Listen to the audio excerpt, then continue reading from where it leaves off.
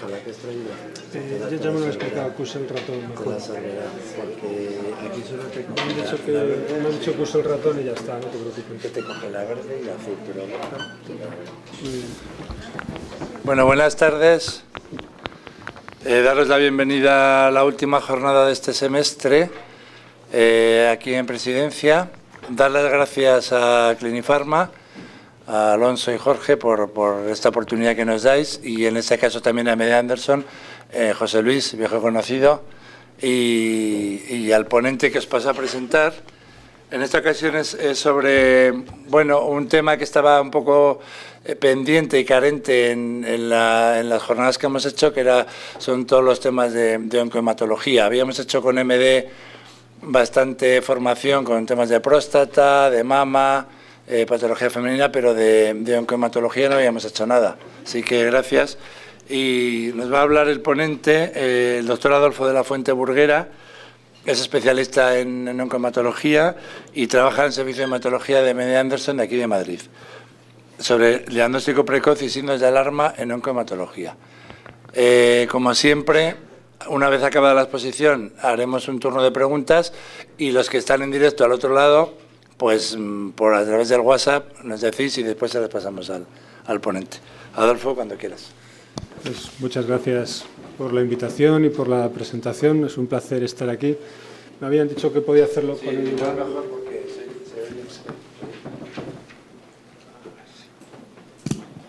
Está encendido y funciona, ¿verdad? Es que me es mucho mejor hacerlo desde aquí, porque si no veo la pantalla y no la veo más de cerca, me pierdo un montón, porque cada vez tengo menos vista. Bueno, como os decía, muchísimas gracias por la invitación. En estos más o menos 45 minutos que vamos a dedicar con este tema, lo que vamos a revisar es qué alteraciones, qué signos de alarma nos pueden orientar, nos pueden hacer sospechar que lo que le está pasando a la persona que tenemos delante es una enfermedad oncohematológica. Como bien ha comentado, la idea es dividirla en dos partes, una que será más sobre leucemia y otra sobre linfoma. Y aunque esté contemplado pues un turno de preguntas después de cada una de estas partes, yo por lo menos encantado si me interrumpís, y además vamos a ver algunas cosas desde un punto de vista práctico, o sea que yo creo que puede ser muy interesante el hacerlo bidireccional, y además así pues yo también de forma egoísta me voy muchas veces con la sensación de haber aprendido mucho más de lo que puede haber transmitido. Ya para empezar, estos días revisando las cosas, lo que me encontré es una cosa que no sabía, es que vuestra especialidad es posiblemente la más antigua de todas, porque he visto que hay un médico renacentista italiano del siglo XVII que ya había publicado un tratado sobre las enfermedades y los oficios. O sea que, vamos, lo nuestro, nada, estamos en pañales comparado con una tradición de esta magnitud, ¿no? Sobre todo la hematología, que yo creo que es una de las últimas en desgranarse en la medicina interna. Yo creo que se desgranó justamente por una de las cosas que vamos a ver hoy, que es la leucemia aguda, porque no la quería nadie. Y entonces, al final tuvo que surgir ahí algunos que se ocuparan del asunto. Bueno, un poco eso, lo que es el escenario de la hematología. En realidad la especialidad es bastante heterogénea, abarca cosas bastante diversas, y nosotros en el Anderson tenemos un sesgo muy importante, porque no hacemos prácticamente ni eritropatología, ni hemoglobinopatías, ni alteraciones de las plaquetas. Tenemos una actividad asistencial muy centrada en lo que es oncohematología, lo que es leucemia, linfoma, mieloma múltiple y el trasplante de médula. También hacemos bastante coagulación, porque hay que dar respuesta a todos los problemas de preoperatorios y posoperatorios, y hay mucho volumen quirúrgico de todo lo que es la cirugía oncológica, y también de la mano de esto pues hay una medicina transfusional también desproporcionada para el número de camas, en realidad, por el tipo de cirugía que se hace. Pero bueno, centrándonos en lo de hoy, leucemia y linfoma. Hace un par de meses más o menos, en la televisión, que es fuente de sabiduría y conocimiento, como todos sabemos, ahí oí que el cuerpo humano había 237 tipos de células. La verdad es que ni idea si es verdad, y de hecho ni siquiera estoy seguro si me acuerdo bien del número, era 234, pero lo que sí os puedo decir es que cualquiera de estas células es susceptible de convertirse en un cáncer. Cualquier tejido, hay algunos que son muchísimo más propensos o sensibles a los insultos y en poder convertir y generar tumores y otros menos, por eso hay diagnósticos que son mucho más comunes. Y las células hematológicas no son distintas, ¿no? Esto es un esquema sencillo de lo que vendría a ser la hematopoiesis, resultan en glóbulos rojos, plaquetas, los glóbulos blancos. Interesante que el linfocito, aunque sea glóbulo blanco, viene de la línea linfoide y el neutrófilo viene de la línea mieloide. Esto luego será importante por el subtipo de leucemia. Así es como se ven al microscopio y cualquiera de estas células, en cualquiera de esos distintos estadios que está pasando continuamente en la hematopoiesis, es susceptible de sufrir alteraciones, aberraciones y que alguna de estas alteraciones le confiera una ventaja en cuanto a proliferación y supervivencia y eso se convierte en una clona tumoral que normalmente eso que sí que pasa con mucha frecuencia. Los mecanismos de control destruirán e inducirán apoptosis, pero si los mecanismos de control lo toleran, tenemos una leucemia. El tejido de la sangre, como está en continua renovación, este proceso está pasando de una manera constante, pues claro, todas esas células que se están dividiendo una y otra vez, cada división pues no deja de ser un riesgo de que se produzca alguna de estas errores, aberrancias a la hora del reparto de DNA y que, en fin, pues puede llevar a alguna de estas situaciones que derive en una enfermedad tumoral. Sobre la leucemia, bueno, la etiología, yo creo que los hematólogos, yo por lo menos, nos hemos pasado media vida profesional diciéndole, cuando la persona te preguntaba ¿y por qué tengo una leucemia? Y la respuesta que más utilizamos es pues por mala suerte. Y lo decíamos con convencimiento, porque nosotros no estamos en un entorno tipo Chernobyl, ni ha habido un Fukushima, ni tampoco somos el Hiroshima después de la Segunda Guerra Mundial.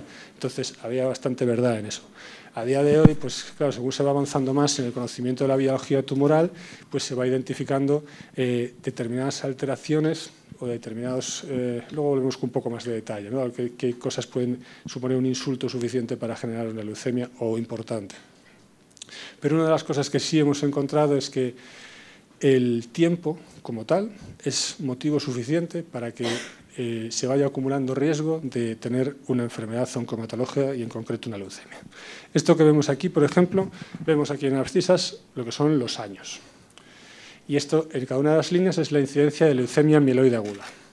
Estos son la incidencia por 100.000 habitantes año de casos de leucemia mieloide aguda en personas de menos de 65 años. Y eso en más de 65. O sea, simplemente, como os decía antes, el mayor tiempo acumulado de todas esas divisiones dispara, porque esto en realidad es disparar, ¿no? Pasar de un 2 a un 17, dispara el riesgo de tener este tipo de enfermedades. En cuanto a la clínica, una de las dificultades en diagnóstico temprano o identificar signos de alarma es, pues, dicho de una forma muy simplona, pues la ausencia de estos, porque no hay cosas que sean muy específicas de la leucemia. Lo que vamos a tener muchas de las veces van a ser síntomas como fiebre o incluso febrícula, malestar general, cansancio, cosas muy anodinas. Algunos de estos síntomas van a derivar directamente de la leucemia. Esa proliferación de células tumorales, mayor actividad metabólica, puede generar esa distermia, como estábamos hablando. Puede la leucemia infiltrar algunos órganos, dar megalias, bazo, hígado. Puede también infiltrar las agudas, sobre todo la linfoblástica, el sistema nervioso central, entonces podría haber clínica de focalidad neurológica o de meningitis leucémica o linfomatosa. También puede infiltrar piel o encías, esto es bastante anodino y es más típico de cosas como la que tienen componente monocitoide, ¿no? De monocitos. Y más o menos, bueno, si son tremendamente explosivas, esto es muy raro, puede llegar a dar dolor de huesos, pero el dolor no es un síntoma habitual de las leucemias. Luego están otros síntomas que son tremendamente habituales, que son los derivados del fracaso medular. Si tenemos la médula ósea, la fábrica de la sangre, totalmente invadida por la clona de la enfermedad, no hay hematopoiesis normal, así que entonces va a haber anemia, que va a derivar en un cansancio, que puede ser a veces extremo. Va a haber plaquetas bajas, o sea que puede haber síntomas hemorrágicos, facilidad para los hematomas. Y aunque puede haber muchos leucocitos en la sangre, como son tumorales y no son competentes, no sirven para nada, pues es muy fácil que también estén bajos los normales y entonces haya pues, problemas de complicaciones infecciosas. Respecto al diagnóstico, bueno, para el diagnóstico vamos a tener que ir a la médula ósea, ¿no? Porque aunque estemos viendo la expresión en la sangre de la leucemia muchas de las veces, la enfermedad como tal, el origen del problema está en la médula ósea. Esta es mi compañera Rebeca Iglesias haciendo una médula. La médula se hace, que quería haber traído uno, pero al final no sé dónde me lo he dejado, espero que no sea en ningún sitio delicado. Los kits de médula ósea es un arpón, o sea, estamos hablando de un hierro que es más o menos como un dedo meñique de grueso, que lo introduces hasta el hueso, atraviesas hueso, en fin, molesta un poco, o sea que no está de más el pedirla, pues, en fin, cuando realmente lo necesitas, ¿no? Hay una cosa que es muy útil antes de la médula ósea, que es el frotis de sangre periférica. Esto puede parecer una cosa muy simplona, pero es algo fantástico. Yo cuando elegí la especialidad la elegí sin ningún criterio y luego por suerte me gustó. Yo creo que me hubieran gustado también muchas otras, pero bueno. Y esto en concreto me encantó de la especialidad, porque tú estabas viendo al paciente, lo explorabas, analítica, que si lo auscultas, no sé qué, y luego llega un momento que si te parecía que tenía algo hematológico, tú le podías pinchar un dedo con una lanceta como las de hacer una glucemia o coger un poquito de sangre del tubo de hemograma, lo ponías en un cristalito de los de microscopio, lo extendías utilizando otro cristalito y lo tiñes, lo puedes teñir a mano, incluso metiéndolo con los dedos en los pocillos, te ibas al microscopio y podías orientarte sobre lo que tenía la persona. O sea, esto es un frotis. Estas son las fotos que vamos a ver, algunas están hechas con el teléfono móvil, intentas cazar el momento en el que la lente se adapta a su vez al binocular, o sea que hay algunas que son malísimas. Y las malas suelen ser las que he hecho yo, las que han hecho algunas de las compañeras se ven un poquito mejor. Bueno, esto es un frotis y esto es una sangre normal. Lo que vemos ahí, pues esto por ejemplo es un linfocito, todo glóbulos rojos, alguna plaquetita, neutrófilo. Esto es una burbuja, no es nada de nada. ¿Vale? Y pues si lo que te encuentras son cosas distintas, te pueden orientar mucho. Esto por ejemplo es un frotis donde vemos todas esas manchitas, que se llaman manchas de Gumprecht, y esto es diagnóstico de una leucemia linfática crónica. Simplemente con esto que coges la gotita, lo miras y ya puedes saber que esa persona, luego tendrás que hacer otras cosas, la médula, estudios de molecular, genética, porque todo esto, bueno, la vida nos la complica en todos los aspectos, en este también, en el diagnóstico de las hemopatías. Pero aquí ya tendríamos un diagnóstico hecho. Esto, por ejemplo, que son células pues, más grandes, con unos núcleos mucho más... la relación núcleo-citoplasma también más grande, esa cromatina laxa. Estos son blastos, son células inmaduras y lo que sabríamos es, ni idea de qué tipo, pero que esta persona tiene una leucemia aguda. Y esto, por ejemplo, donde vemos mucha plaqueta, mucho neutrófilo, también neutrófilos en distintos estadios de maduración, como callados, algún mielo, esto sería, vamos, con casi toda seguridad, una leucemia mieloide crónica. O sea que con el hemograma, que vamos a estar viendo ahora algunos ejemplos, y el frotis, pues muchas de las veces nos puede orientar. Y los frotis a veces es ese comentario que simplemente pone fórmula confirmada al pie del hemograma. Eso es que alguien ha echado un vistazo al microscopio a la sangre de esa persona. Bueno, esto sería, por ejemplo, un primer caso. Todos los casos que he ido eligiendo son de personas que estaban asintomáticas, ¿vale? Porque me ha parecido que podría ilustrar más si hay síntomas, si las cosas están ya en explosión, pues a veces uno pues puede ir más a tiro fijo. Entonces, he intentado elegir casos que hemos tenido de gente que estaba todavía asintomática y que fue la analítica la que despertó el primer signo de alarma de que podía tener una enfermedad hematológica. Esta persona tiene una hemoglobina normal de 14, unas plaquetas normales también de 240.000 y los leucocitos también son normales, son 10.000. Pero, sin embargo, la fórmula tiene 7.000 linfocitos y solamente tiene 2.000 neutrófilos. Tener más linfocitos que neutrófilos es lo que se llama una fórmula invertida o una linfocitosis relativa. Y que los linfocitos estén por encima de 5.000 es una linfocitosis absoluta. Cualquiera de esas dos cosas es motivo suficiente para echar un vistazo a la sangre de esta persona al microscopio. Este señor se miró la sangre, efectivamente, y es el frotis que hemos visto hace un momento de una leucemia linfática crónica. Eso puede ser la manifestación simplemente de alguien se hace una analítica al año. Este era un señor que tenía 62 años y así fue como se diagnosticó.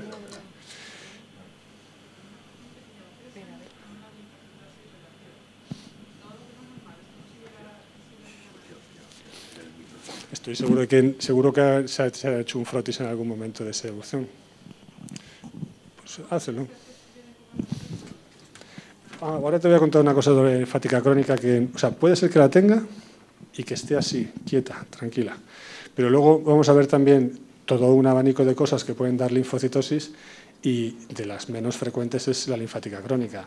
Hay gente que tiene linfocitosis relativa pues por cosas como el tabaquismo, que es tremendamente habitual en nuestro medio, algunos fármacos, hay cosas muy, muy inocentes o que a veces ni siquiera pensamos como posible causa, pero vamos, que si alguien tiene una linfocitosis relativa, que esa sangre se pase por el microscopio no está de más.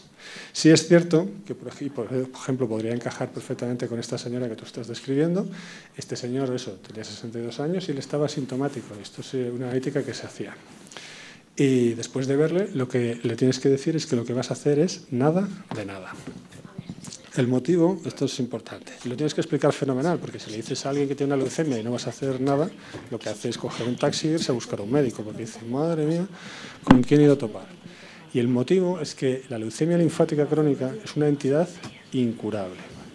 Por muy bestia, por muy agresivo que seas con el tratamiento, en el momento del diagnóstico nunca la vas a curar. Y en hematología no funciona eso que oímos tanto en los tumores sólidos de a fulanito le diagnosticaron tal cosa, se lo cogieron a tiempo. No. Aquí lo que es muy importante son los apellidos de la enfermedad, el subtipo de enfermedad. Es lo que va a condicionar el pronóstico, el cómo debe ser el manejo y las posibilidades y perspectivas de supervivencia de esa persona. En este señor, aunque esté en ese estadio tan inicial y apenas es un hallazgo por casualidad, aunque vayamos con toda la artillería, no se va a curar. Es más, lo que podemos hacerle es un perjuicio, porque lo que vamos a esperar que ocurra con la linfática crónica es esto. Cuando hagamos nuestra primera línea, nos va a ofrecer 5 años, más o menos.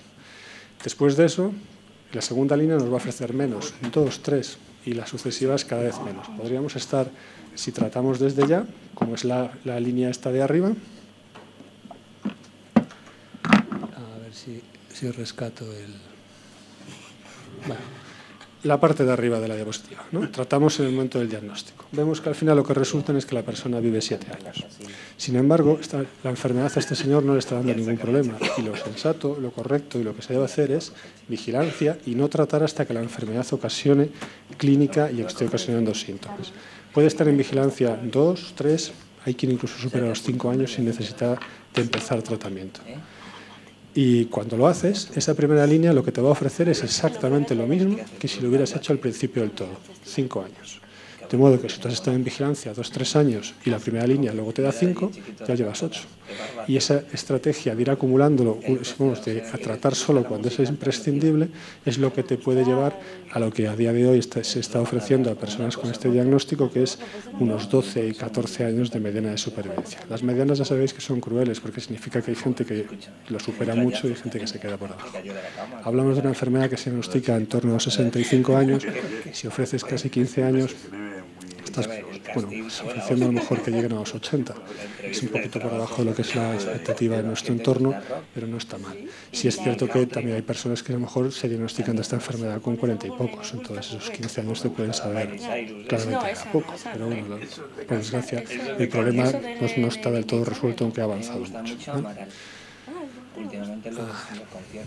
¿Cuáles son los momentos de empezar tratamiento en este señor? Pues cuando la enfermedad está ocasionando cosas como insuficiencia medular, las megalias que decíamos antes que pueden tener estas personas, masas de 10 centímetros, como podéis imaginar a día de hoy es rarísimo que alguien te permita esperar a que tener masas de 10 centímetros. Sí, bueno, si es una señora ya ni contar, ¿no? Tener adenopatías en el cuello, que no es que se toquen, sino que se ven, te dice, mira, vamos a hablarlo, pero yo quiero tratarme ya, o sea, no me puedo poner un collar, ni puedo ponerme nada, ni un escote. Y los hombres también, ¿no? O sea, hay gente que dice, es que no me puedo hacer el nudo de la corbata con el rosario de cambios, esto que tengo. El tiempo de duplicación puede ser también un motivo de ponerte a tratar. Y luego si hacen algún problema autoinmune, o sea que el que no tengas que tratarlo en el momento del diagnóstico no significa que no tengas que vigilarlo, porque lo que va a pasar en los próximos meses no es algo fácil de prever y no puedes decir, usted va a ser de los que va a estar 4 o 5 años sin necesidad de tratamiento o usted lo va a necesitar dentro de un año. Entonces vigilarlo sí que tienes que hacerlo. Vale. Respecto a la aguda, imaginemos que este señor que tiene 62 años y se hace una analítica y le hemos diagnosticado una linfática crónica, imaginemos que tiene una linfática pero aguda. Esto, por desgracia, esto no está asintomático. Yo no he visto a nadie con una linfoblástica que esté asintomática. Esta persona, lo único que simplemente es comentaros un par de cosas de esta enfermedad, pero no va a ser de esos que pasan por delante y que se te pueda escapar. No, esta persona se va a encontrar fatal porque son enfermedades muy explosivas. lo vas a conocer en la camilla o en la cama de un servicio de urgencias, encontrándose mal, probablemente va a estar con fiebre alta, va a estar con problemas de sangrados. Y es más, si por ejemplo tenemos una situación de que se diagnostica hoy, jueves, más vale que tengamos toda la información y hagamos todo lo necesario para tener sobre la mesa el diagnóstico completo y empezar a tratar mañana, porque a lo mejor para el lunes, si no, ya no hay nada que tratar, ¿vale? Lo que veríamos al microscopio de esta persona pues serían pues, blastos pues, parecidos a los que hemos visto antes, ¿no? En fin, la leucemia linfoblástica, de forma paradójica, sí es curable. Sin embargo, aquí se da una crueldad que es, aun siendo curable la linfoblástica, si tuviésemos a este señor con 62 años que se diagnostica a día de hoy de una leucemia linfocítica crónica que hemos visto antes, yo no tendría ningún motivo para pensar que esa persona no está viva las próximas Navidades. Sin embargo, si una persona de 62 años se diagnostica hoy de una linfoblástica, por desgracia, lo más probable es que no esté viva en las próximas Navidades. El motivo fundamental es que los tratamientos de linfoblástica, aunque sean curables, son tremendamente agresivos. La mayor experiencia es en pediatría, donde sabéis que la linfoblástica es el tumor, el cáncer más frecuente. El cáncer es muy poco frecuente en niños, por fortuna, pero la linfoblástica es el tumor más frecuente. Y aunque los niños pueden parecer frágiles, son tremendamente resistentes y aguantan planes de tratamiento, de quimioterapia intensiva, todo un año, más un segundo año de mantenimiento, y con esto consiguen tasas de curación muy altas. Eso es prácticamente imposible de hacer en mayores de 40 a 45 años. En mayores de 55, como este señor, imposible. Y eso es lo que ensombrece tantísimo el pronóstico de esta persona que, con 62 años, con una linfoblástica, que es que no la vamos a poder tratar en realidad como desearíamos porque no la aguanta. Bueno, volviendo a...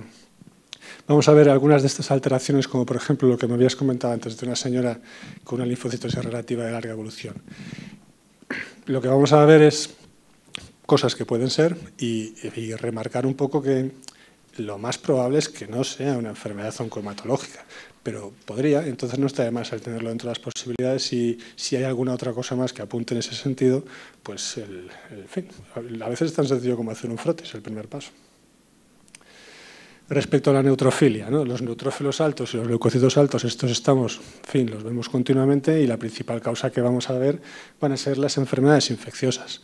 Algunas otras enfermedades también inflamatorias, cosas de la rama de reumatología, artritis reumatoide, el propio tabaquismo, aunque es más habitual que de linfocitosis, puede dar también un poco de neutrofilia, ejercicio, golpes, quemaduras, el infarto, otros cánceres, pero efectivamente pues una de las cosas que puede ser es una leucemia mieloide crónica o otros mieloproliferativos crónicos, y luego ya una cosa que es muchísimo más rara, que yo solamente he visto una leucemia neutrofílica crónica. Vamos, que es bastante probable que sean otras cosas, pero si hay alguien que no tiene explicación o síntomas para su neutrofilia, que es mantenida, como por ejemplo, en un caso de linfocitosis, pero esa alteración hematológica es mantenida en el tiempo y no tenemos una causa como fármacos o otras patologías que nos lo expliquen, se mira en el microscopio porque a lo mejor efectivamente lo que tenemos es un diagnóstico hematológico. Respecto a la neutropenia pues lo mismo, vamos a tener también posibilidad de muchos motivos, ¿no? Fármacos tan habituales como antihipertensivos, como hipoglucemiantes, el allopurinol, antiinflamatorios. Con todo esto está descrito cifras de neutrófilos bajos. Perdón. También puede haber algunas infecciones que ocasionen neutropenia, aunque lo habitual sea la leucocitosis y la neutrofilia. Respecto a enfermedades hematológicas, sí, una de las que es muy habitual y sobre todo en personas con edad ya un poco avanzada es la leucemia aguda. Estamos acostumbrados a asociar leucemia con leucocitos altos en la sangre, pero no necesariamente es así. La enfermedad como tal está en la médula, aunque la podamos ver en la sangre. De modo que a veces está empaquetada en la médula, no hay hematopoiesis de ningún tipo y lo que vemos en sangre periférica pues son cifras bajitas. O sea que un motivo de citopenias puede ser esto. Algunos déficits nutricionales, también puede haber algunas enfermedades autoinmunes que lo ocasionen y cosas también como el hiperesplenismo. Respecto a los linfocitos que estén altos, pues la causa hematológica más habitual, como hemos antes comentado, la leucemia linfática crónica. pero no va a ser el motivo más frecuente de linfocitosis. Cosas como eso, tabaquismo, traumatismos, enfermedades autoinmunes, otras neoplasias también pueden dar linfocitosis. Y luego existe una cosa que es si es monoclonal o no. Hay gente que a lo mejor pues, por procesos tiene linfocitosis, pero son policlonales y eso sería algo totalmente benigno. También algunos fármacos, como podéis ver. Respecto a las linfopenias, por el contrario, no son sugerentes de ninguna enfermedad oncohematológica. Muchas cosas pueden ocasionarlas, los corticoides, que son tremendamente habituales en nuestro medio. A mí no deja de sorprenderme a veces la ligereza con que la gente los toma. Y algunas enfermedades infecciosas, dentro de las más conocidas o frecuentes tal vez las hepatitis, la propia gripe y el VIH, aunque a día de hoy el control del VIH yo creo que no tiene nada que ver con el de hace unas décadas. Pero vamos, no es cierto yo a ver qué neoplasia hematológica podríamos tener que sospechar por una linfopenia. Respecto a la eosinofilia, que también es lo mismo, la causa más habitual va a ser pues, a lo mejor algún fenómeno de alergia o alguna parasitosis, también puede ser un primer signo de alarma de que lo que subyace ahí es una enfermedad oncohematológica. Y podríamos estar hablando de cosas como una leucemia mieloide crónica, algunas otras enfermedades también como tumores sólidos, y luego cosas bastante raras como es la leucemia eosinófila crónica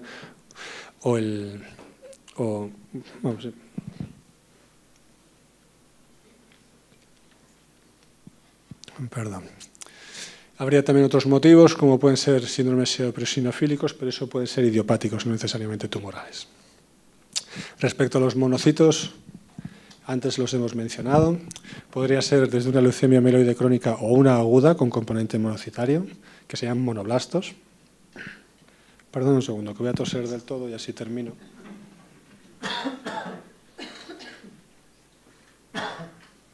A ver si esta vez lo he hecho bien. Pero, una vez más, los motivos más habituales van a ser pues, causas infecciosas, seguramente, o algunas enfermedades autoinmunes. Sí, te lo agradezco mucho.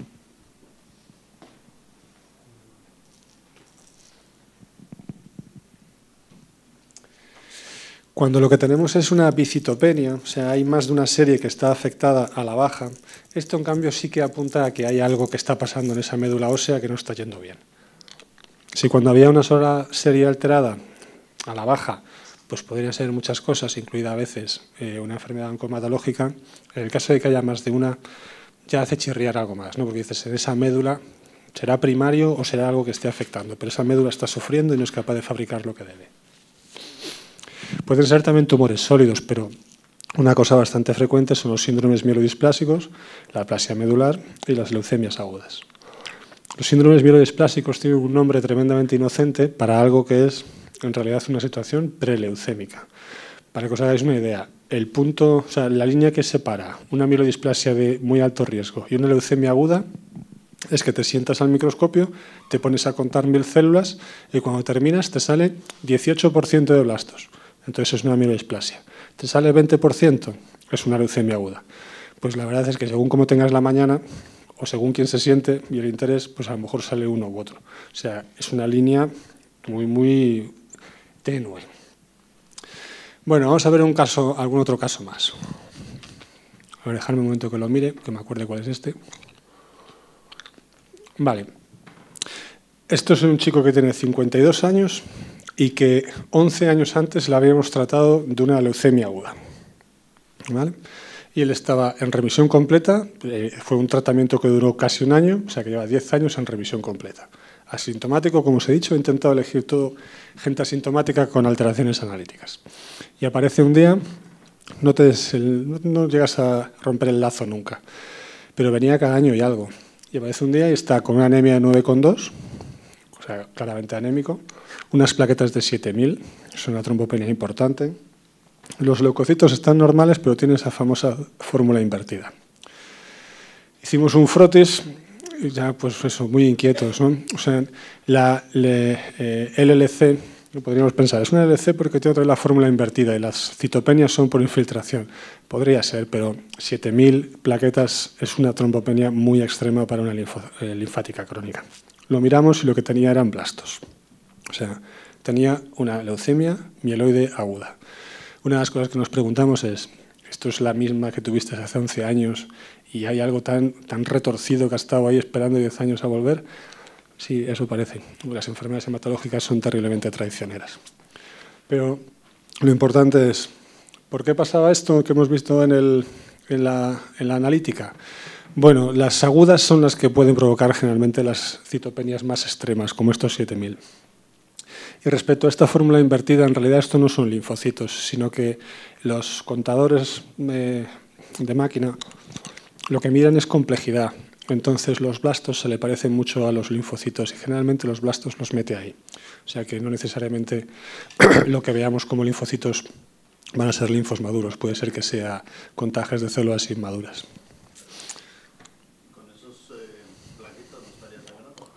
Buena pregunta. Hay una variabilidad muy grande de unas personas a otras.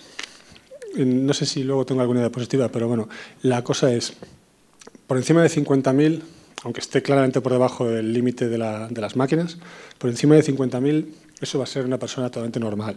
Incluso podría tener un percance o podrías operarla, no tendría por qué dar problemas. Entre 20 y 50 empieza a haber aquí un poco más de variedad. Y hay gente que puede tener un poquito más de facilidad para los hematomas y si haces alguna cosa muy cruenta o simplemente cuando va a ir al dentista y va a haber extracción de piezas, pues en fin, que comprima un poco más y un poquito de anchafibrin tópico y tal.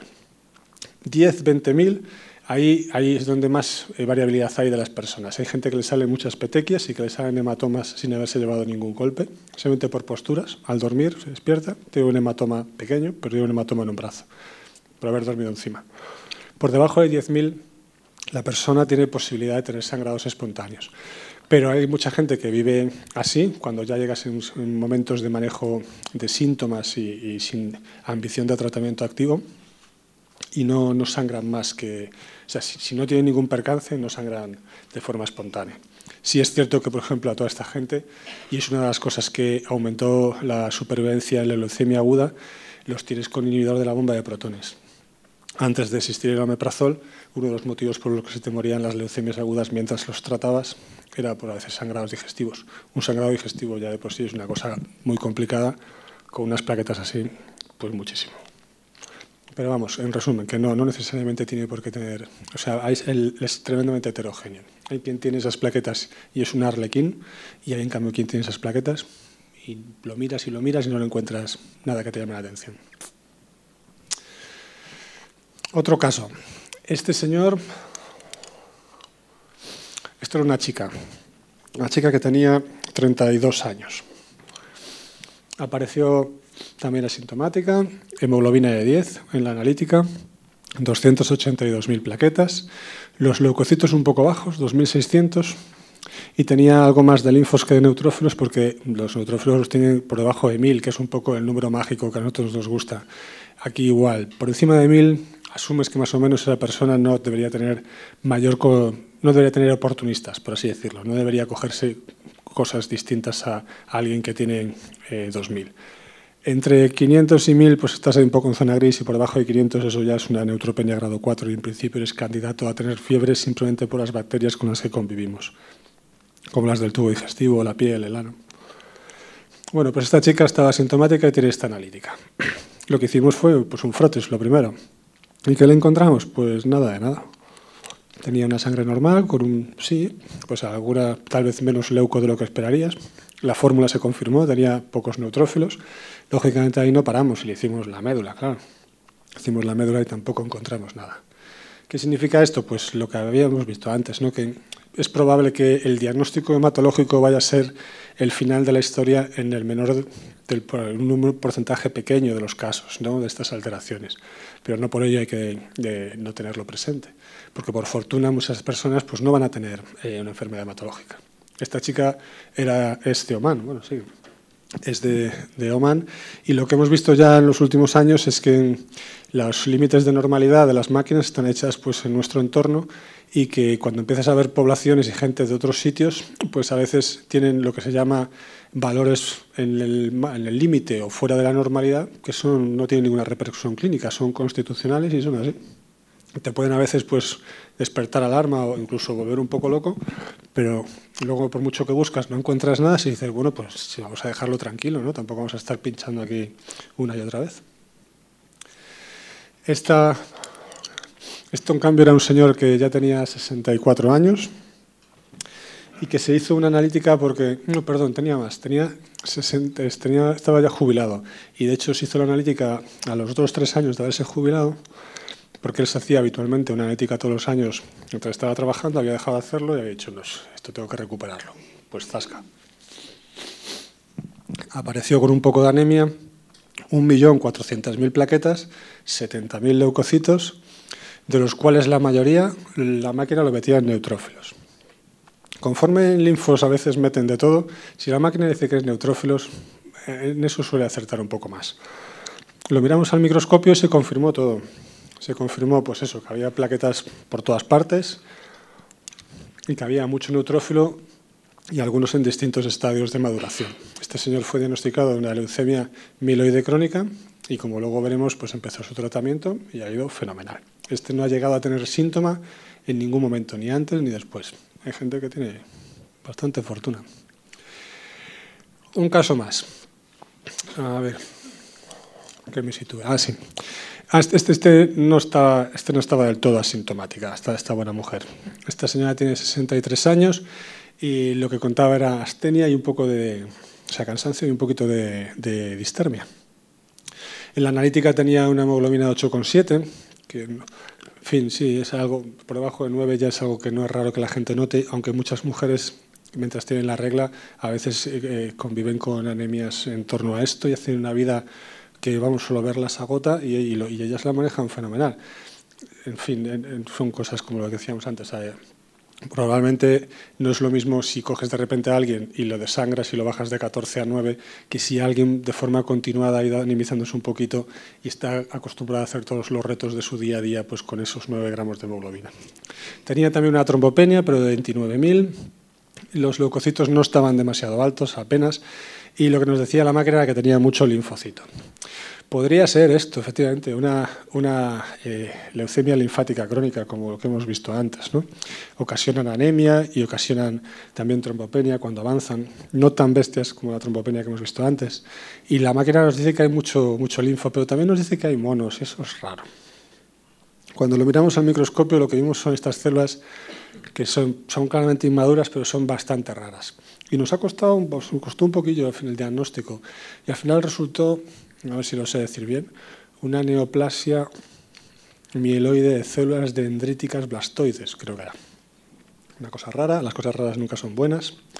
Y, en fin, estamos ahora con el tratamiento, a ver un poco cómo va.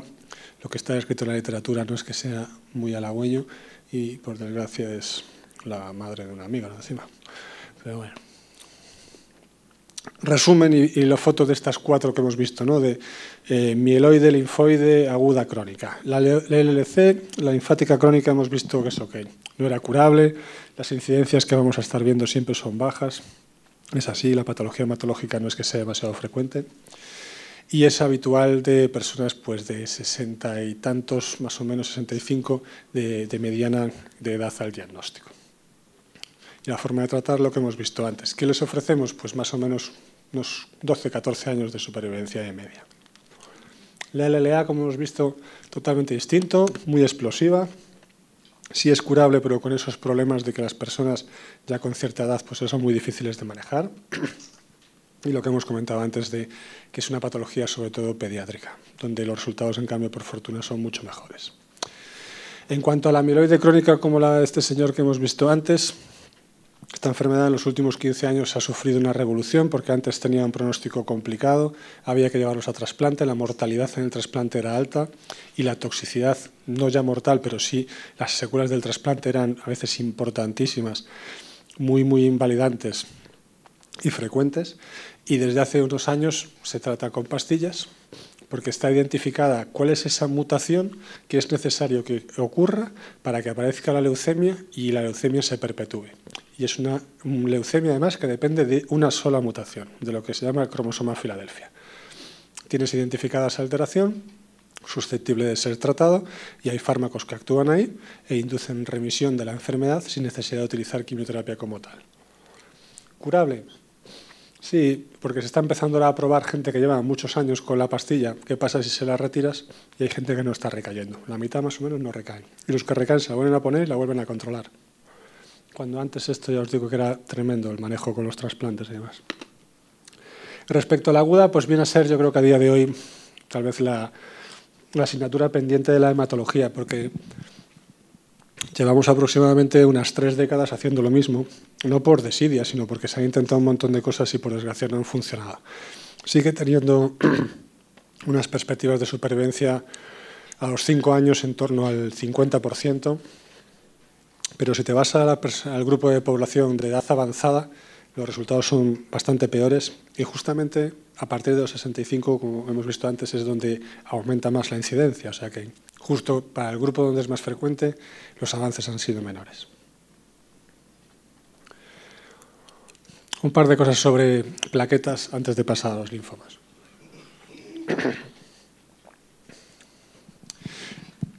Sobre las trombocitosis, que en algunas ocasiones pueden ser también un síntoma, en fin, la mayor parte de las veces van a ser reactivas, ¿no? Si tenemos una persona que tenga 500.000 de plaquetas, 600.000, incluso si me apuráis, 700, venga, es posible que sea simplemente reactivo y a veces puede ser por ferropenia, por algunos fármacos, el déficit de hierro. Bueno, si alguien no tiene bazo, pues entonces ya está explicado el asunto, ¿no? O que haya tenido un sangrado, si es alguien que se está recuperando de una pérdida, pues por lo que sea, por un parto a lo mejor incluso. No tiene por qué haber sido ningún accidente. Pero también puede ser manifestación de algunas neoplasias. Existe lo que se llama trombocitemia esencial, y es que de forma clonal y tumoral las plaquetas van subiendo y como hemos visto en otro señor que tenía 1.400.000, que su diagnóstico resultó ser de leucemia mieloide crónica, pero lo fue sobre todo porque tenía un diagnóstico de cromosoma Filadelfia positivo, porque se podía haber quedado en un Filadelfia negativo y habría ahí ya el debate de ¿qué es más? ¿Trombocitemia más? Bueno, eso son poco cosas, pero vamos, que existe la proliferación tumoral de la plaqueta. Respecto a trombopenias, las citopenias hemos visto que pueden ser manifestaciones de cualquier causa que ocasione sufrimiento medular. Pero antes, por ejemplo, que comentabas lo de las cifras y demás. Lo primero, cuando solamente lo que tenemos es una alteración de las plaquetas, yo creo que es tomárselo con calma y repetir eso en un par de semanas, a ver qué pasa. Porque es muy posible, a lo mejor, que incluso que haya un coagulito del tubo, en fin, que sea un artefacto. Luego hay una cosa que es bastante simpática, que es eso de la pseudotrombopenia por ETA. Lo que ocurre es que se forman agregados de plaquetas, pelotones, y la máquina cuenta cada grupo como una sola. Entonces, pues eso sí, cada vez que pasan 5 juntas o 10 juntas las cuenta como una, pues te da 10 veces menos de lo que tocaría. Esto es simplemente un fenómeno que ocurre en el tubo, no tiene nada que ver, la persona está totalmente sana y no le pasa nada. Cuando lo miras al frotis ves estos agregaditos y lo pones pseudotrombopenia por ETA. Si ponen eso significa que es que no es una trombopenia real y que no pasa nada de nada. Esto es lo que antes preguntaba, ¿no? Pues por debajo de 20.000, si la persona se pone a sangrar, pues puede dar un problema. Pero vamos, que por ejemplo nosotros en nuestra práctica diaria, entre 10 y 20.000 transfundimos solo si la persona sangra, transfundimos plaquetas me refiero. Y por debajo de 10.000 sí, se las pones sí o sí. ¿Para qué te vas a complicar? Por encima de 20.000 no las ponemos, salvo que estés con eso, un sangrado digestivo o un sangrado cerebral, pero si no, no las ponemos. Dos cosas sobre una enfermedad que aunque no tenga nada que ver ni con leucemia ni con linfoma, sí que me ha parecido interesante el mencionarlo. La enfermedad que se llama púrpura trombocitopénica trombótica.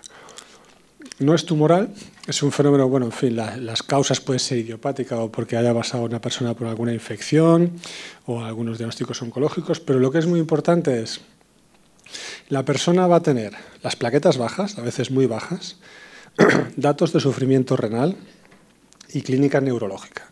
Y puede ser una clínica neurológica tan ambigua como que simplemente esté un poco despistado, un poquito confuso, ¿no? Que a veces puedes pensar, o ha estado bebiendo o es que no, en fin, a lo mejor es que nunca fue el más listo de su clase. Y a lo mejor lo que tiene esa es la clínica neurológica, no es que ni que te esté tomando el pelo ni que esté intoxicado por nada. esto es una urgencia hematológica. O sea, si no se trata a la persona, la mortalidad es altísima. Y con tratamiento, la mayoría van bien. Empiezas a hacer los recambios plasmáticos y van adelante la mayoría, ¿vale? Entonces, esta especie de triada de la clínica neurológica, las plaquetas bajas y el sufrimiento renal en alguien que no te lo explicas, a urgencias a toda leche, ¿vale? Un último caso. Esto era un chico también de plaquetas bajas, sobre todo. Un chico joven de 32 años que hacía una vida totalmente normal y que empezó a presentar en las analíticas plaquetas, como veis, pues claramente por debajo del límite de la normalidad, 34.000 aquí. Y los leucocitos, bueno, eso es zona gris, no viene a decir mucho, y 11 hemoglobina tampoco nos dice gran cosa. Este chico no ha traído frotis, tampoco decía mucho, y nos ha llevado más de un año diagnosticarlo. Porque hemos entrado un poco en esta dinámica que a veces, por desgracia, ocurre, que es, en fin, tienes una alta sospecha, pero las pruebas no te lo confirman, y le hicimos varias médulas. Él, yo creo que ha acabado un poco harto de nosotros. Las médulas tampoco eran muy concluyentes, el estudio de médulas se veía que había megacariocitos, o sea, no era central, eran megacariocitos un poquito displásicos, pero no cumplía criterios de tener una displasia, un síndrome mielodisplásico, porque una persona joven con una mielodisplasia sería para ir a trasplante, pero trasplantar a alguien que no la tiene no procede. Hasta que al final hicimos uno de estos paneles de mutaciones nuevos, que están ahora todavía, en fin, se están validando y se está también viendo un poco qué papel van a tener y demás. Y ha resultado con una mutación que explica la trombopenia y que además tiene como característica que aumenta de forma muy importante el riesgo de que en los próximos años desarrolle una leucemia aguda. Y una de las cosas que se discute es si se debería trasplantar ya o esperar a que tenga la enfermedad. Lo informamos de esto, lógicamente. Y una de las cosas que hicimos fue hacerle estudio de hermanos por varios motivos, porque es una mutación germinal, no es una mutación somática, o sea, es algo que él tiene en todas las células de su cuerpo y que se puede heredar y que puede transmitir. Los hermanos nos interesaban por si también la tenían, por el riesgo, y además porque si los íbamos a contemplar como posibles donantes, sería necesario que no la tuvieran, porque si trasplantamos a alguien, encima lo trasplantamos a alguien que también tiene la misma mutación, lo hemos dejado igual y aquello hubiera sido un fracaso total. Nadie más tiene la mutación en su familia, o sea que él probablemente sea el primer caso en esa línea familiar. De momento él ha dicho que no se trasplanta, a mí me ha parecido fenomenal, hace una vida totalmente normal y lo que hemos acordado es que si por desgracia se cumple esa predicción que está ahí en la literatura de que estas personas pueden hacer agudas, pues ya se la trataré y ya la trasplantaremos entonces. Y mientras tanto, aunque le he pedido que no lo haga, sigue jugando al fútbol y yo cada vez que me lo imagino rematando de cabeza con esas plaquetas, me pongo nerviosísimo, pero bueno, en fin, tampoco puedo hacer de su padre, o sea, ya que haga lo que quiera. Bueno, y esto sería más o menos la parte de leucemia.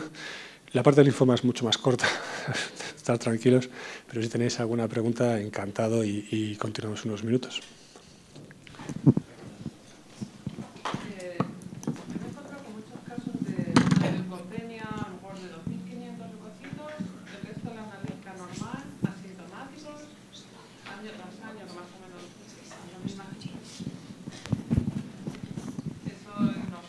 Sí, es de esas personas que, como comentábamos antes, a veces lo puedes ver un poquito más frecuente, a veces en personas de origen africano, pero también en nuestro medio. Es como lo de los percentiles, ¿no? Y el hecho de decir que es normal hasta 10.000, pues hay gente que va a estar por encima y es totalmente normal, y el límite inferior 3/4 de lo mismo. Y el que se vaya repitiendo año tras año y la persona esté totalmente normal, sana y sin problemas, no viene más que a confirmar pues eso, que hay personas que tienen valores fuera de los límites de la normalidad, pero no por ello padecen ninguna patología. Yo a esas personas no les haría nada de nada, ni el frotis, ni analíticas más frecuentes, ni nada, lo normal, lo que le haces a cualquier otra persona que tengas en eso de seguimiento. Adolfo, me preguntan de un médico del trabajo que está al otro lado de la cámara en directo, Víctor Ruiz, me dice, te leo textual, porque es un poco largo, no tengo la incidencia calculada, pero veo muchísimos casos de desviaciones a la derecha de la fórmula leucocitaria, o sea, elevado porcentaje de linfos y reducido de neutrófilos en porcentaje en fórmula. en todas las edades, sexos y entorno laboral. Algunos con el paso de los años se van normalizando. He aprendido a no darle importancia. Pero tengo que mandar a todo el mundo a su médico de cabecera para que le hagan frotis. El laboratorio está más que certificado. ¿Podría ser un problema de transporte o conservación de muestras? Gracias. Pues vamos, me parece una pregunta estupenda y tiene toda la razón.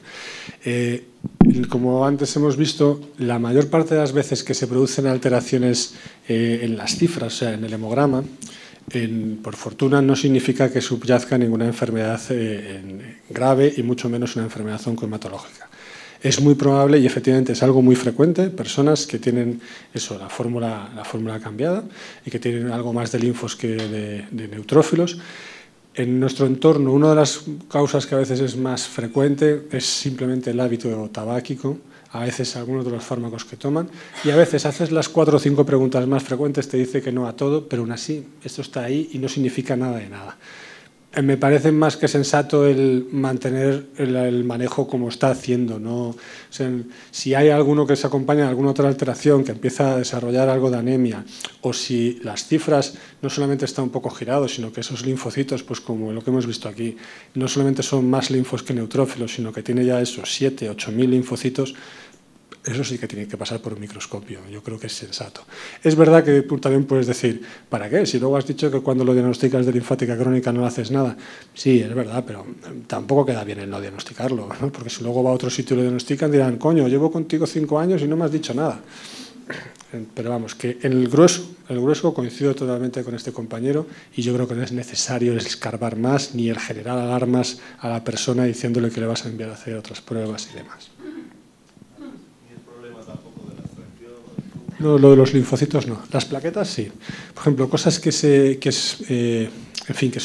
alteran con bastante facilidad.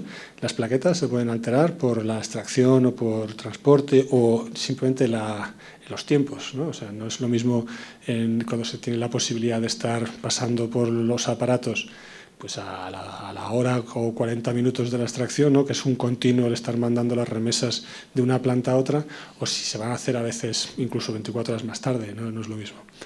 Y luego una cosa que también se altera muchísimo son la coagulación. La coagulación te puede volver loco, la persona no tener nada de nada, la coagulación básica me refiero. Pero luego cosas como la fórmula, eso no, eso en cambio aguanta bastante bien.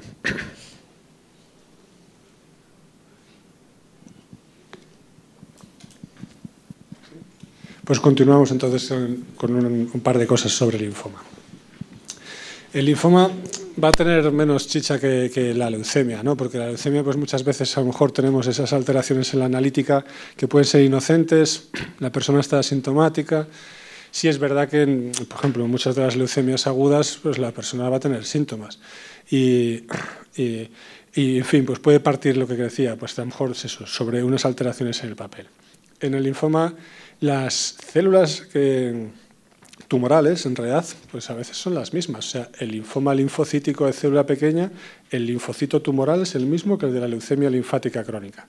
Simplemente cuando hablamos de linfoma es porque hay más expresión en los ganglios y menos en la médula y en la sangre. Y cuando hablas de leucemia es porque sobre todo lo ves en la médula y en la sangre y no hay tanta adenopatía. ¿Qué va a pasarle a la persona con linfoma? Lo más habitual es que lo que consulte o pregunte es porque se ha tocado pues, durante el aseo, la ducha, pues un bulto y sea pues, como en tantas otras patologías. O sea, no da pie tanto a que a la persona no le pase nada de nada y nosotros con una prueba tan sencilla como un hemograma podamos pensar que bueno, a lo mejor sí tienes algún problema. Os voy a contar un caso en que, bueno, es un poco curioso. Este era un señor, no estaba asintomático, él se notaba bastante cansado porque tenía 8 de hemoglobina, tenía 50 años y, bueno, él no se las había notado, pero tenía algún ganglio pequeño, no llegaba a ser muy significativo, pero lo que sí tenía y se notaba muy bien era el bazo grande y el hígado grande. Tenía tanto hepato como esplenomegalia. La analítica fue esta que veis aquí. Y lo primero que pensamos es, pues este pobre hombre, pues de la primera mitad de la charla, ¿no? Va a tener pues una leucemia probablemente. Hicimos la médula y es verdad que, en fin, también es una mezcla que una vez que lo ves una vez, pues a veces te acuerdas luego las siguientes. La gente que tiene hepatosplenomegalia muy marcada y estas citopenias en nuestro entorno, hay una cosa que es muy habitual y es la leishmania. hay un montonazo de Leishmania en la Comunidad de Madrid. Y el año pasado, hace 2 años, había una especie de cepa mutante de Leishmania que encima era bastante fastidiada de tratar. Y lo que le haces es la médula, lo miras y efectivamente ves leishmanias por todas partes. O sea que a veces hay cosas que pueden parecer hematológicas y no lo son, ¿no? Ahí tengo una compañera que tiene una charla muy bonita, toda entera, de lo que parecía de hemato y no lo era, que le encanta ir contándose las otras especialidades para meter el dedo en la... En fin, pero bueno, volviendo un poquito a lo de los linfomas, lo que os comentaba, los síntomas habitualmente aquí van a ser, pues eso, las adenopatías, masas incluso, megalias. También, igual que en las leucemias, va a ser fácil que haya fiebre tumoral, o sea, la persona aquí no va a estar asintomática generalmente, aunque puede haber algunos que sí. Y no es raro que también exista un síndrome constitucional. Sí es cierto que a veces hay algunas cosas porque pueden ser un poquito más anodinas, ¿no? Por ejemplo, esto es un caso, también es un señor que con 60 años, que lleva ya un tiempo que se nota un bulto en una ingle y que él está convencido de que es una hernia porque según cómo se coloque parece que aparece, desaparece, hasta que al final alguien del entorno familiar le dice, mira, cuéntaselo al médico, no pases por ahí cada vez diciendo que todo está bien, sino que dile qué es esto, lo exploran, parece una adenopatía, se lo quitan y es un linfoma folicular. Al hacerle el estadio de la enfermedad, solamente tiene enfermedad por debajo del diafragma, o sea, es un estadio 2, los estadios van del 1 al 4, y el hombre está, como os decía, asintomático, y al linfoma folicular le pasa prácticamente exactamente lo mismo que a la linfática crónica en leucemias, que de entrada tampoco lo vamos a curar, entonces de entrada tampoco lo vamos a tratar. Y a estas personas, si hacemos bien la gestión de tiempo, si elegimos cuándo tratarlo de manera adecuada, estos pueden llegar incluso entre 15 y 20 años de supervivencia. O sea, está fenomenal lo que se logra a día de hoy con un linfoma folicular, ¿vale? Pero volvemos a lo mismo, no habría que precipitarse y ese señor no sería susceptible de tratamiento todavía. El motivo viene a ser lo parecido al de antes, que es una enfermedad no curable, y lo que tenemos es que manejar la enfermedad y cronificarla todo lo que se pueda. El folicular es uno de los linfomas más frecuentes, viene a ser más o menos 1 de cada 4 linfomas no Hodgkin. Y los pronósticos, pues su supervivencia, como acabamos de decir, son buenos. El difuso de célula grande, que es el otro linfoma más frecuente en nuestro entorno, viene a ser un 30%. Este sí es agresivo, sí va a haber que tratarlo en el momento del diagnóstico. Y las tasas de curación no están mal. La supervivencia a los 5 años debe estar más o menos en un 70, 70 y pico %. Hay algunos factores que afectan. Como veis aquí en el linfoma, viene a ocurrir un poco lo mismo que hemos visto antes con la leucemia. No llega a ser tan importante para nada lo de aquello de cogerlo a tiempo o el estadio, sino que lo que es muy, muy relevante es el tipo de linfoma, ¿no? los subtipos. En ese sentido, por ejemplo, el linfoma de células del manto ahora ha mejorado bastante por algunos agentes terapéuticos nuevos que se han ido desarrollando, pero hace nada la mediana de supervivencia eran 5 años, porque tenía lo mejor de cada casa, era agresivo e incurable. Y o sea que los resultados eran dramáticos. Y la gente se solía diagnosticar de esta enfermedad un poco más joven que de las otras encima, la gente a lo mejor de 55 años. Vamos, esto era también uno de esos fracasos. Pero dicho, ahora ha mejorado bastante. El Burkitt, por ejemplo, en cambio es de los súper agresivos, pero también tiene una tasa de curación muy alta. Suele ser en gente sensiblemente más joven y eso lleva a que a veces consulten no ya asintomáticos, sino con todos los síntomas que puedas imaginar, o sea, en el extremo opuesto. Porque cuando alguien es joven, lo habitual es que todo el mundo se siente inmortal y lo último que piensa es que vaya a estar enfermo. Y a veces, pues eso, las pasas adenopáticas, las fiebres, en fin, chicos, esos varones que con unos abdómenes que dices, pero si pareces una mujer gestante, joder, ¿no te das cuenta que te pasaba algo, tío? En fin, tardan un poco. Encima la enfermedad agresiva, pues eso de, bueno, la semana que viene, según cómo esté, ya iré al médico, pues al final acaban estando a veces muy, muy avanzados. Pero bueno, aún así, aunque vengan tan avanzados, la entidad es curable y la tasa de curación es buena. El problema es que si al venir tan castigados por la enfermedad, lo que puede ocurrir es que se te mueran en las primeras semanas porque la situación es muy de castillo de naipes que se desmorona, pero la enfermedad seguiría siendo curable y si es capaz de manejar esa situación compleja del principio, el pronóstico no es malo. Esto vendría a ser un poco el reparto de la incidencia de los linfomas. Como veis, lo que hemos dicho, folicular y difuso de célula grande son los más frecuentes y los otros vienen a repartirse así con porcentajes más o menos pequeños al resto del queso, ¿no? Un par de cosas así sobre lo que hemos comentado al principio, ¿no? Que la inmensa mayoría de las veces estas enfermedades, cuando te preguntan, tendemos a decirles, pues ha sido mala suerte. sí es verdad que hay algunas cosas que, bueno, esto seguro que lo tenéis vosotros más presente que yo, que se han relacionado con la incidencia de estas enfermedades, ¿no? Altos niveles de radiación, algunos agentes químicos. Yo creo que a día de hoy esto también ha mejorado mucho, ¿no? No solo ya, en fin, ni la industria del siglo XIX, ni siquiera también esos casos estos a lo mejor que hubo en su momento de los años 80, que se exposición al benceno, ¿no? La fábrica que había, el pueblecito, cosas de ese tipo. Todo eso sí que está descrito y se sabe. Luego hay cierta predisposición genética, como hemos visto. Existen mutaciones germinales que pueden estar en una familia y que se relacionen con estas enfermedades. O a veces no ya simplemente con esta enfermedad, sino con cáncer, ¿no? O sea, las familias que tienen un Li-Fraumeni, por ejemplo, pues tienen alteraciones de P53 y coleccionan cánceres. Y la persona que lo tiene a lo largo de su vida, pues a veces te dices, pero ¿cómo puede haber usted tenido 6 diagnósticos oncológicos y estar vivo también? Y ahí andan. Los antecedentes familiares son también importantes, a veces no solamente porque tú puedas identificar una mutación en concreto, sino que también existe ese fenómeno que si tú te pones a preguntar y a escarbar, a veces ves que el árbol de una persona, prácticamente todo el mundo en las generaciones anteriores han tenido diagnósticos oncológicos entre los 55 y los 65 años, por ejemplo. Y dices, mira, no habrá forma de saber qué mutación es o qué alteración es, pero es obvio que vosotros sois un caldo de cultivo, o sea, esto algo os pasa, ¿no? Luego los antecedentes personales, como decíamos antes, el chico este que hemos visto antes de 52 años que había tenido una leucemia, antes también piensas, las enfermedades son traicioneras, pero hay gente que a veces incluso tiene un linfoma, luego hace una leucemia, o al revés, tiene una leucemia, luego hace otro tipo de leucemia. O sea, hay gente que tiene, el que tiene una enfermedad oncológica es candidato a tener otras, por decirlo de una forma simplona. Algunas infecciones, la hepatitis C, los VIH también tienen más riesgo de tener este tipo de enfermedades.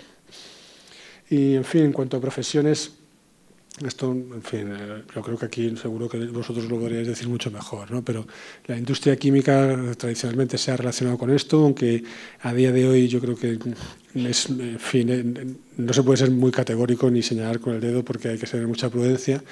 Con las refinerías y combustibles, el calzado por los tintes también se ha mencionado, la industria de las gomas, de los hures, y luego, en fin, hay profesiones que yo lo he encontrado y me ha parecido un poco atrevido el decirlo.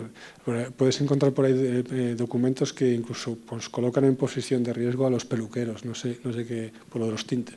No sé qué opinión tenéis a este respecto. A mí me ha parecido un exceso. No he tenido la sensación de que en toda la gente que yo he tenido que tratar por diagnósticos de este tipo hubiera más peluqueros que otras profesiones. En fin, bueno, con conclusión, que en realidad, bueno, espero no haber sido demasiado pesado, porque además, como habéis dicho que han venido otros compañeros ya en otras sesiones, espero no quedar como el más coñazo. Eso. Pero lo que os quería decir es que insistir mucho, las alteraciones del hemograma lo más probable, y por fortuna, es que la mayor parte de las veces vayan a ser nada de nada. Que si son algo, es muy probable que no sea algo grave y sobre todo que no sea algo oncológico o oncohematológico. Pero puede serlo. O sea que, en fin, no está de más el verlo con esa mirada crítica. Y como en tantas otras cosas de nuestra profesión, pues el preguntar un poco y el a veces sacar ese tiempo que nadie tenemos, pero que a veces es imprescindible, pues nos puede ayudar a juntar las piezas del puzzle y decir, vale, mira, esta alteración que la he visto ya otras 3 veces esta mañana, pero en tu caso, como también te pasa esto y aquello, vamos a escarbar un poquito más. Y así pues a lo mejor el llegar a diagnósticos que si no se nos pasarían por alto. Y eso sería todo. Muchísimas gracias.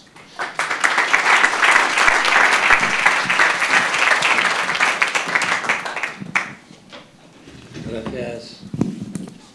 Claro, breve y sencillo. ¿Alguna pregunta? Por el otro lado no ha pasado nada. Por aquí. ¿Alguna física que queréis hacer? Espera que te da el micrófono.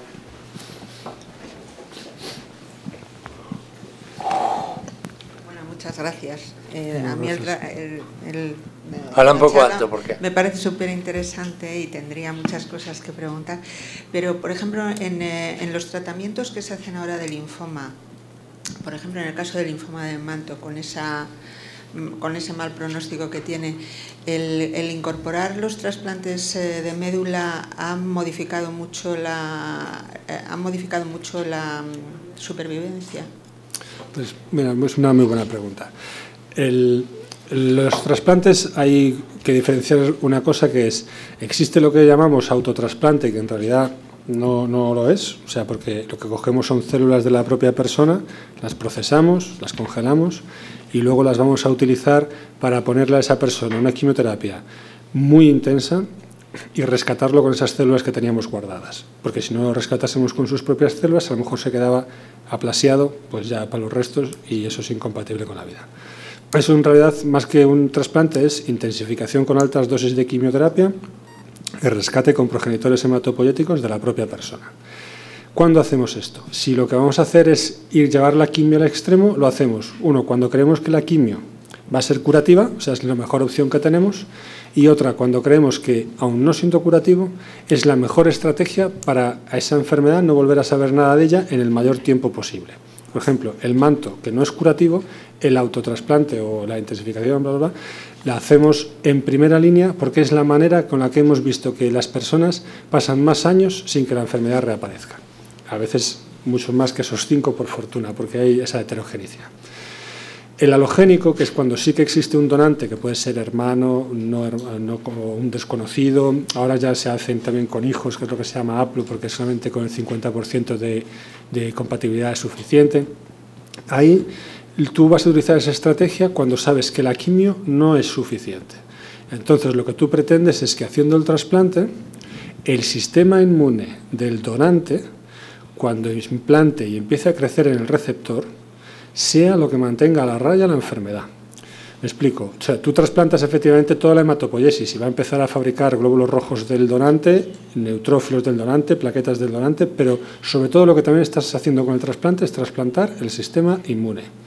Y lo que quieres es que ese error del sistema inmune de la persona que tolera la enfermedad y consiente que exista, porque como hemos dicho al principio, no solamente tiene que aparecer una célula que se vuelva loca, sino que los mecanismos de control tolerarlo. Pues que el nuevo sistema inmune lo identifique como un problema, lo ataque y lo controle. Efecto injerto contra leucemia o injerto contra linfoma. Problema. El problema que tiene esto es que si tú a alguien le trasplantas un órgano, un riñón, lo puede rechazar. Pero si lo que te haces es trasplantarle el sistema inmune entero con un trasplante hematopoyético alogénico, ese nuevo sistema inmune puede rechazar a la persona. Eso se llama enfermedad injerto contra huésped. La hay hiperaguda, se desintegra en 48 horas, la aguda, que es uno de los grandes retos y problemas y con una alta tasa de mortalidad, y la crónica. Conviertes a la persona en, no se muere de linfoma, pero lo conviertes en un enfermo crónico a veces con unas morbilidades muy importantes. Todo esto es muy importante tenerlo muy claro porque sí que puede ser una estrategia conceptualmente curativa, pero el alogénico tiene una tasa de mortalidad que no es nada despreciable. Por ejemplo, en linfoma, pues a lo mejor pues puede estar por encima del 20%. O sea, no lo puedes hacer a granel. Por ejemplo, todos esos, si estás empezando y dices, esta persona todavía tiene por delante a lo mejor X años de poder manejarlo de otra manera, pues te reservas eso por si las cosas van mal. En fin, que lo racionas mucho. Y a día de hoy lo que ha cambiado un poco es que ese mejor conocimiento de la biología tumoral, como os decía antes, y la identificación de cuáles son las vías alteradas que permiten a la célula de la enfermedad el existir y perpetuarse, el entender eso, ha permitido desarrollar fármacos que actúan sobre eso y ayudan a controlar la enfermedad. Y eso han sido, en los últimos años, lo que más ha mejorado la supervivencia de las personas con estos diagnósticos. En algunos, no en todos, por desgracia, pero es de lo que más se está trabajando. El alogénico en su momento fue una revolución y se sigue haciendo, y hay mucha gente que está curada de sus enfermedades gracias al alogénico, pero con ese precio biológico que os he comentado. Quique. Muchas gracias por la exposición, ha sido muy buena. Quería preguntarte, hace ya pues unos 10 años llegó el boom de los cordones umbilicales y todos los padres recolectábamos el cordón umbilical para mandarlo a las empresas privadas. Ahora, 10 años después, que ya hay banco público, ¿tú recomendarías lo de los cordones umbilicales o ya prácticamente ni se usa? Pues, hombre, esta es una pregunta trampa estas, ¿no? A ver, lo de los cordones, el proceso fue que cuando el trasplante tenía ese papel tan importante como hemos hablado ahora y era la única estrategia, aunque tuviera a veces ese coste en muertes o en toxicidad, si era la única opción se hacía, sobre todo en gente joven porque decías, no te vamos a dejar morir, habrá que intentarlo. Uno de los problemas que podía haber, y sobre todo porque cada vez el número de hermanos en las familias pues es más pequeño, era la dificultad para encontrar un donante, porque el escenario más fácil es el hermano, el que puede haber heredado exactamente lo mismo que tú y entonces ser compatible. Se hizo las redes internacionales de donantes y eso ayudó a que a lo mejor había una persona en Alemania, en Estados Unidos, pues que era compatible contigo y era un candidato para ser tu donante. Y luego lo que se intentó con los cordones, que se vio que se podían sacar de ahí las células progenitores hematopoyéticos, es, vale, pues vamos a crear unos bancos y a gastarnos mucho dinero para que de forma más o menos estadística tengamos contemplado que toda persona que necesite un trasplante, aunque no tenga hermano, aunque sea difícil encontrar un donante no emparentado, que sí vayamos a tener un cordón. Los trasplantes de cordón tienen su idiosincrasia en sí mismas, sus complejidades y sus problemáticas, pero vinieron un poco a solucionar eso. Por ejemplo, en España pues probablemente tengamos unos 80.000 cordones almacenados en bancos públicos y lo que intentan es dar respuesta a eso, a la necesidad de donante. El problema de los bancos privados es que en realidad, claro, tú guardabas el cordón de tu propio hijo, pero si por desgracia ese niño o ya adulto fuese necesitado un trasplante, el trasplante que le ayudaría sería el de otra persona, no el de su propio cordón. Entonces, en fin, te quedabas un poco ahí esa duda de exactamente qué utilidad va a tener esto. Luego se habló de terapias regenerativas, de la posibilidad, bueno, de momento nada de eso ha llegado a asentarse del todo, o sea que la utilidad o necesidad de congelar los cordones de un niño cuando nace, en fin, bueno, dicho de forma fácil, yo no lo estoy haciendo. ¿Vale? No le veo en este momento que sea una recomendación que pueda hacer. Otra que tengo también de Víctor Ruiz, es que el médico trabajó en una empresa química y por eso está. Víctor, estás ahí.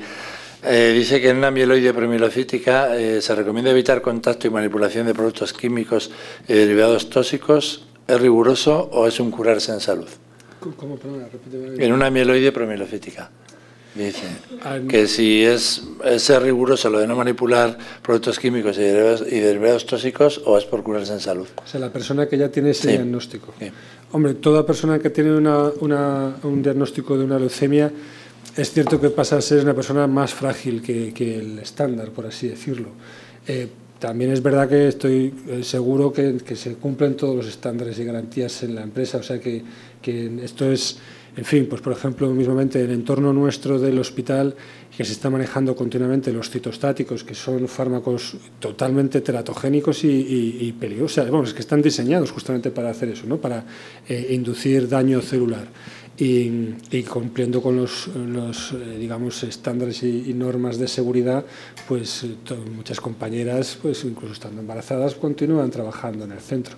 No sé darte una respuesta del todo categórica, pero yo creo que cumpliendo las reglas de seguridad, en fin, si la persona se encuentra bien, tampoco veo una obligación de que apartarlo o que exija estar apartado de ese trabajo. Aclarado, Víctor.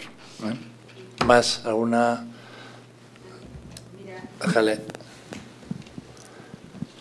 Yo trabajo en la universidad y tenemos un colectivo de gente enorme trabajando en investigación. Habitualmente a veces pasan cosas con productos que ni conocen. Estamos con las nanopartículas ahora mismo de todo sin saber qué pasa con los efectos de las nanopartículas. Tenemos radioactividad. Entonces, en la analítica que se pide para la valoración de esta gente, ¿no? Pues se pide también proteinograma. En el fondo hemos sacado ya alguna persona que sin saberlo ni conocerlo tenía algún pico monoclonal en el proteinograma y como norma general a toda la gente que está en esa situación le limitamos la actividad de laboratorio, o sea, le dejamos que dé clase, que investigue y tal, pero sin entrar en laboratorio. ¿Crees que eso es una medida excesiva? ¿Te puedo preguntar qué es lo que os ha llevado a tomarla? ¿A tomar esta medida? Sí. Pues vamos a ver, todo esto parte un poco de hace un montón de años. en los cuales en los protocolos que había para asistencia a los análisis que se hacían para las personas que estaban expuestas a radiactividad, se incluía todo ese protocolo. Entonces, nuestro asunto es que la mayor parte de la gente que tenemos estaba encuadrado en ese, porque a veces utilizaban isótopos radioactivos, no era simplemente el hecho de estar en una fuente de rayos. Y bueno, hemos seguido manteniendo esto. Y realmente de esos casos que hemos encontrado con alguna banda monoclonal, es verdad que han sido de estas que digamos están en estudio, y solamente hemos tenido un caso, se descubrió de mieloma. Entonces nos hemos planteado montones de veces si realmente merece la pena. O sea, vamos a ver, ¿qué hacemos a veces con estos? ¿Qué hacemos a veces con estos? Me parece una pregunta interesantísima y sintiéndolo un montón, no creo que te la vaya a poder aclarar del todo. Porque sí que te puedo decir que en los picos monoclonales, ¿no?, lo que se llaman las gamopatías monoclonales de significado incierto, no es algo extraño. Si nos pusiésemos a hacer eso, proteinogramas. Y de entrada, la recomendación que nosotros hacemos, bueno, las compañeras que hacen mieloma, yo el mieloma intento mantenerme un poco de distancia, no me gusta demasiado, me parece mucho más interesante la leucemia y el linfoma, pero bueno, bromas aparte. En las gamopatías monoclonales de significado incierto no les hacen ningún tipo de manejo específico, ni tampoco les hacen unas recomendaciones de vida diferentes. Entonces, por eso te preguntaba porque entiendo que lo hacéis con una idea preventiva de a ver si esa banda es consecuencia de tu actividad, y en consecuencia el seguir expuesto a esto va a aumentar tu riesgo de mieloma. No lo creo, pero tampoco te lo puedo decir de forma categórica como para que hagáis un cambio, desde luego, pero no termino de verlo.